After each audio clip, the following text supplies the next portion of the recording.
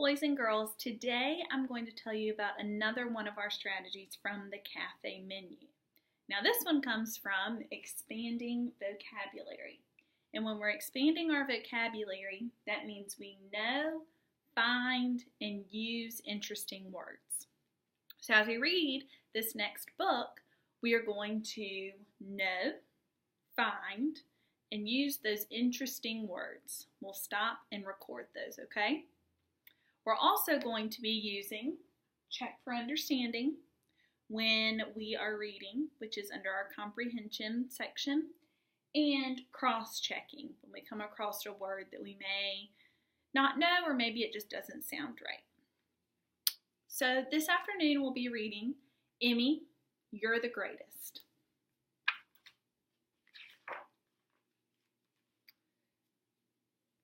Emmy the exaggerating elephant was on her way downtown early one morning when she saw some of her alphabet friends.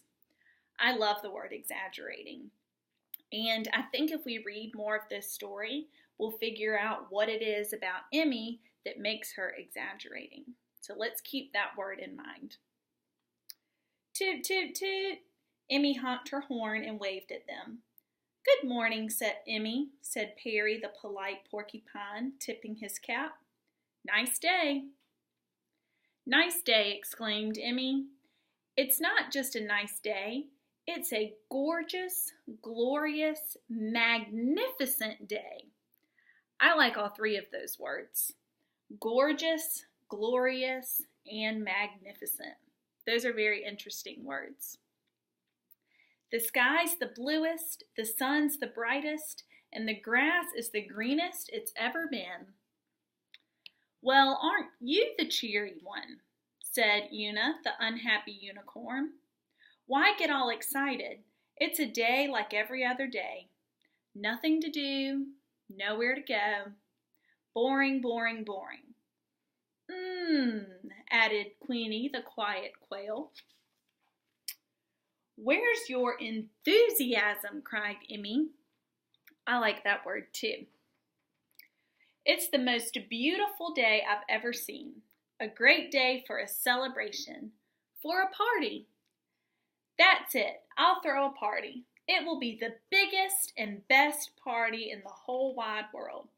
Hop in, she shouted. Hold on to your hats, and away we go. The alphabets piled into Emmy's car and rode off in a cloud of dust. So let me see if I remember what's going on. So far, we're reading about Emmy the exaggerating elephant. And along the way, she's picked up Perry, Una, and Queenie. And because it's a wonderful day, Emmy has decided that she is going to throw a party. And so I've stopped for my check for understanding to make sure I understand what I'm reading before I move on. Emmy's car screeched to a stop in front of the 11 Elves Shopping Emporium. Follow me, she said, and they all ran toward the entrance of the shopping center. On the way, Emmy invited everyone she saw to come to her party. Good morning, shoppers, she called. Come to my party. It will be the absolute greatest. Bring all your friends. Emmy stepped on the escalator. Hey, everybody, she shouted. You're all invited to a big bash at my place. Yori the yucky yak said, I think parties are yucky. Too much laughing and singing and dancing. My spiders get nervous at parties, and so do I. I never know what to say at parties, said Fenton. I never know what to say at parties either, agreed Monty the mimicking mouse. Don't worry about a thing, whooped Emmy. Everyone will love this party, even your spiders, Yori. And there will be a special super duper surprise at the end. You won't want to miss that. Wow, everyone in town wants to come to my party, cried Emmy. How exciting. I must be sure to have more than enough of everything, and I must have an extra, extra special surprise. Everyone followed Emmy to the food store, where she bought dozens of eggs, gallons of milk, crates of crackers, sacks of sandwiches, wheels of cheese, buckets of biscuits, gobs of gumdrops, jugs of jelly beans, rafts of raisins, berries, and nuts. I've never heard of a gumdrop, so let me see. Does it look right? Does it sound right? And does it make sense? So I've cross-checked my word before I move on because something didn't sound or look or seem right. Now before, when I've had little candies that look like this, I've noticed that this word is the same as this one. And I've always called those gumdrops, which would make sense to get for a party.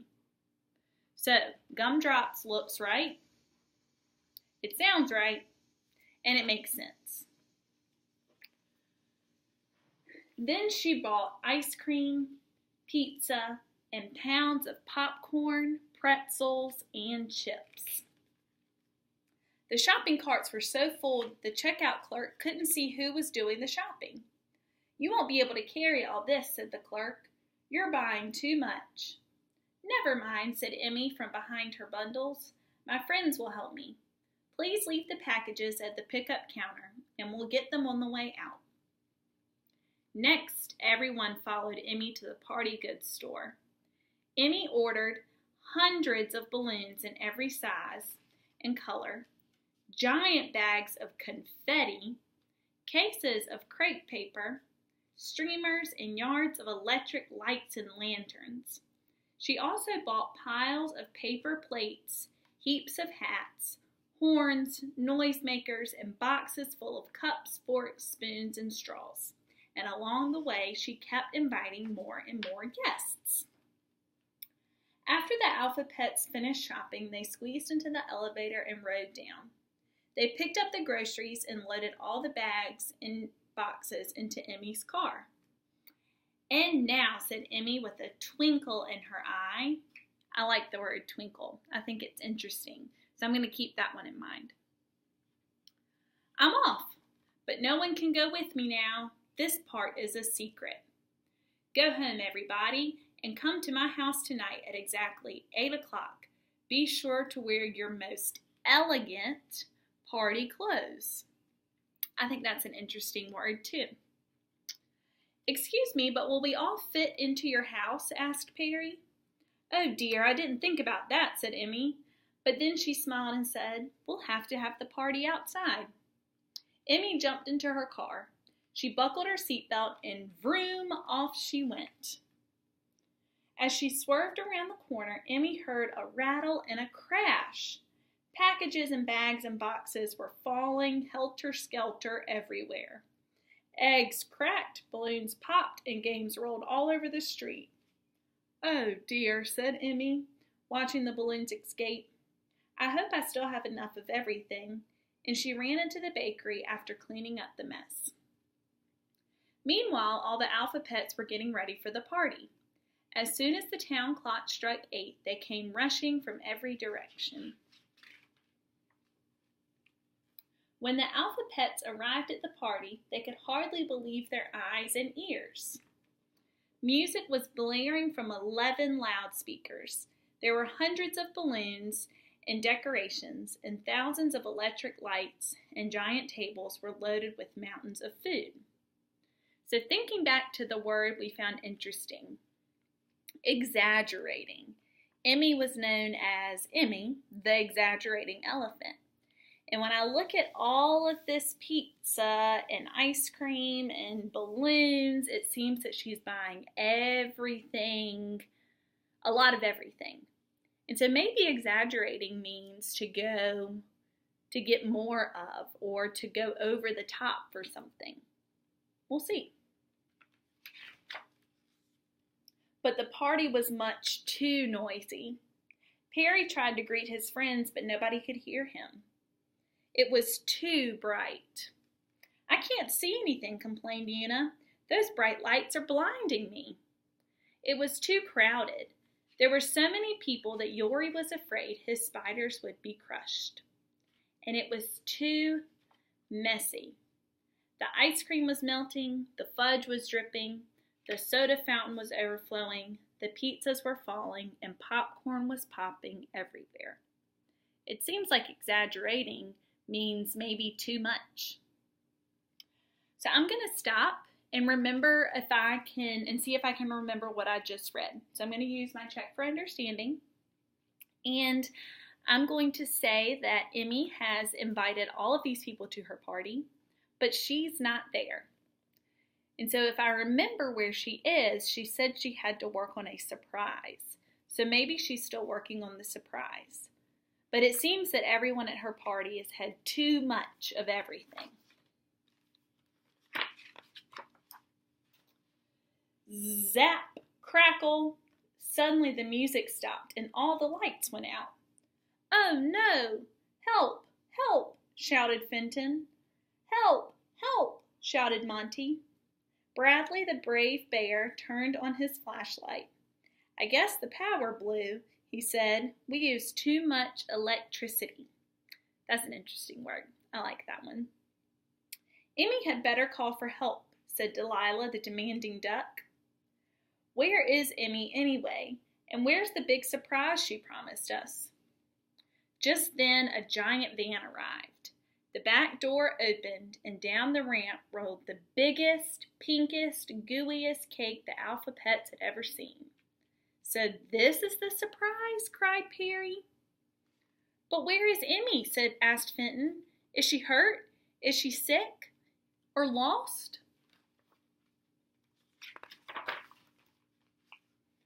Suddenly, the frosting on the top of the cake started to wiggle.